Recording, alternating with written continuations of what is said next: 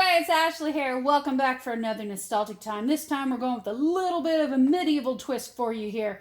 This here is from 1987. This is Blood Royale, where power is wealth and wealth is power.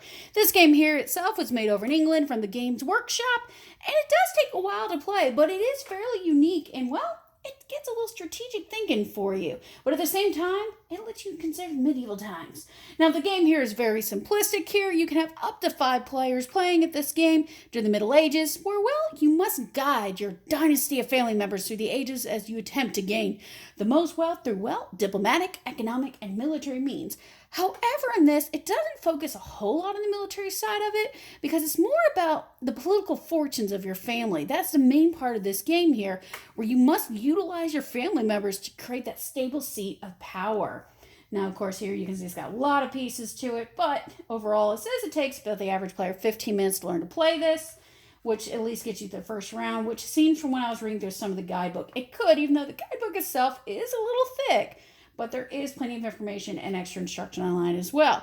But here are some of the game pieces you can see here. This gives a bit about your family, strengths, years, ages, and of course, your marriage that you gotta have. And we're looking around the late 1200s for this time period. And don't forget your little bit of money here. So as you can see the different colors, you got the green, the orange, the blue, the purple, the red, and tons of dice and all the little tokens, which is like 240 something tokens. Either those or the chip wise, and then you have all the chips. And you work your way around, and of course, as you see, you have your time record chart here to go with it as well, which even includes if anyone, well, in the army dies, and you work your way through Europe and see if you can be the one ruling by the end. And I like the drawings. They're pretty unique on how they did the concept, although at the same time, it's like that cover there on the board really pretty much says what it's all about. But itself, you can find the game on eBay. It's not too bad in price, and you can generally find it with most parts, but you're going to pay a little bit more because there's so many pieces to it.